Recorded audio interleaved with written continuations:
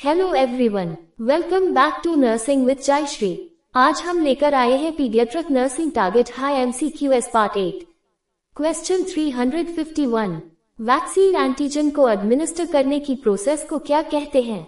Answer, immunisation. Antigen या vaccine को body में इंट्रोड्यूस करने की प्रोसेस को इम्यूनाइजेशन कहते हैं, जिससे बॉडी एंटीबॉडीज बनती है। क्वेश्चन 352, चिल्ड्रन में पोलियो वैक्सीनेशन का एग्जाम्पल क्या है? Answer, primary prevention. Polio vaccination disease होने से पहले प्रोटेक्शन देता है, इसलिए ये प्राइमरी प्रिवेंशन का एग्जाम्पल है।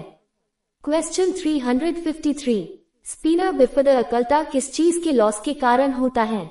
Answer, dorsal horn of spinal cord.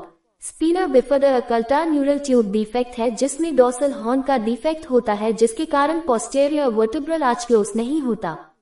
Question 354, HIV positive child में कौन सा वैक्सीन नहीं दिया जाता? Answer, BMMR। MMR एक लाइव वैक्सीन है और HIV पॉजिटिव चाइल्ड में लाइव वैक्सीन कॉन्ट्राइंडिकेटेड होते हैं जब इम्यूनिटी कॉम्प्रोमाइज्ड हो। OPV, DPT और हेपेटाइटिस B दिया जा सकता है कंडीशन के अकॉर्डिंग। क्वेश्चन 355, DPT इम्यूनाइजेशन के बाद चाइल्ड में इंजेक्शन साइट पर swelling, tenderness, low grade fever और मलेज डेवलप हो गया। इस सिचुएशन में नर्स की अप्रोप्रिएट रिएक्शन क्या होगी? आंसर, सी, पेरेंट्स को बताए कि ये एक्सपेक्टेड रिएक्शन है और मैनेज करना सिखाए। DPT वैक्सीन के बाद लोकल स्वेलिंग, माइल्ड फीवर और डिस्कम्फर्ट कॉमन साइड इफेक्ट्स होते हैं। ये नॉर्मल इम्यून रिस्पॉन्स होता है। नर्स का रोल पेरेंट्स को रिएश्योर करना और होम केयर जैसे कोल्ड कॉम्प्रेस और फीवर कंट्रोल के बारे में बताना होता है। क्वेश्चन 356, मीजल्स वैक्सीन के बारे में करेक्ट स्टेटमेंट कौन सा है? आंसर, डी, ऊपर दिए गए सभी।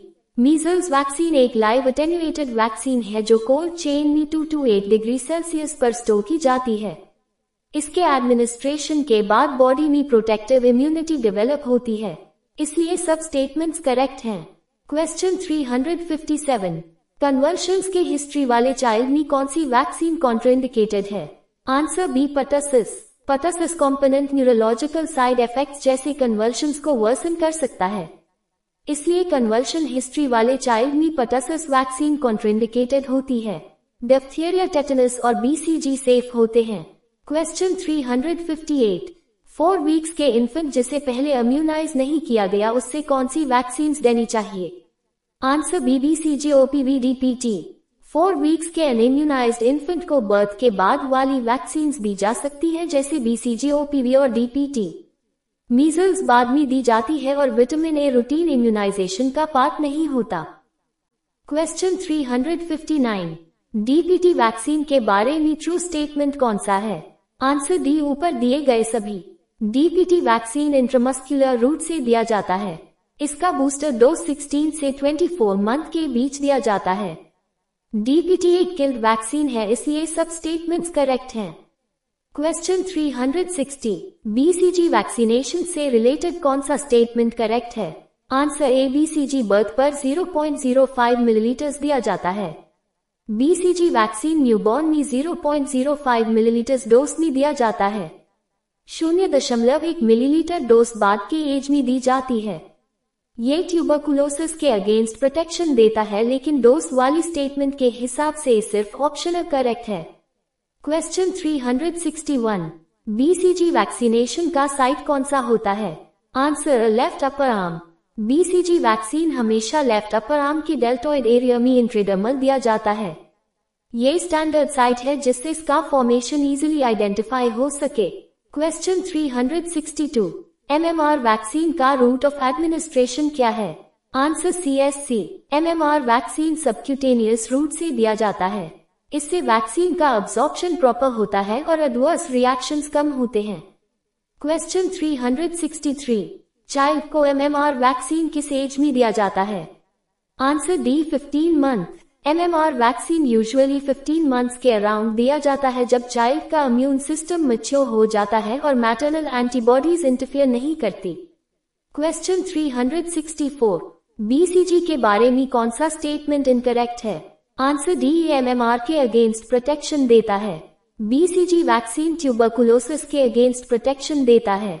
ये लाइव वैक्सीन है, इंट्रेडर्मल रूट से दिया जाता है और पाउडर फॉर्म में होता है जिसे डिल्यूएंट के साथ रिकॉन्स्टिट्यूट किया जाता है। क्वेश्चन 365, पोलियो के बारे में करेक्ट स्टेटमेंट कौन सा है?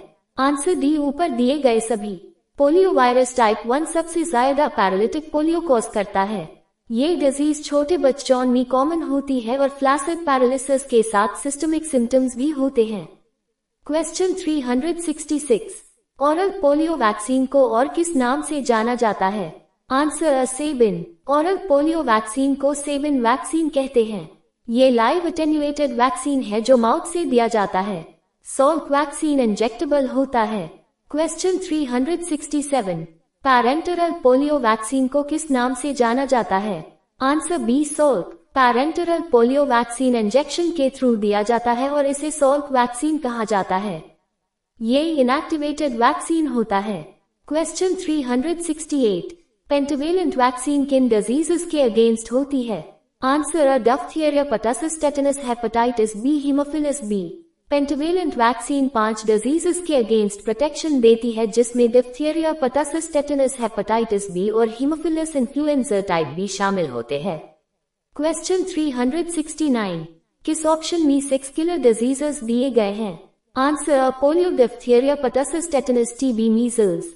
6 किलर डिजीजेस में polio, diphtheria, pertussis, tetanus, tuberculosis और मीजल्स शामिल होते हैं जिनके लिए एपी प्रोग्राम बनाया गया था। क्वेश्चन 370, नियोनेटल टेटनस को कैसे प्रिवेंट किया जा सकता है? Answer D, explanation. Neonatal tetanus prevention के लिए clean delivery practices, sterile cot care और प्रेग्नेंट मदर को टीटी वैक्सीन देना बहुत जरूरी है। Question 371, all are live vaccine except? Answer D, TT, OPV, BCG और मीजल्स सब लाइव अटेन्यूएटेड वैक्सीन्स हैं जो बॉडी में माइल्ड इन्फेक्शन क्रिएट करके इम्यूनिटी डेवलप करती हैं। टीटी एक टॉक्सॉइड वैक्सीन है जो लाइव नहीं होती, इसलिए ये एक्सेप्शन है। Question 372, expanded programme of immunisation EP launch किया गया? आंसर 1974। हु ने expanded programme of immunisation EP 1974 में स्टार्ट किया था जिसका एम कॉमन किलर डिजीजेस से बच्चों को प्रोटेक्ट करना था।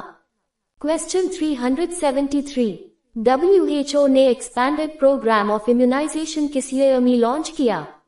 आंसर 1974।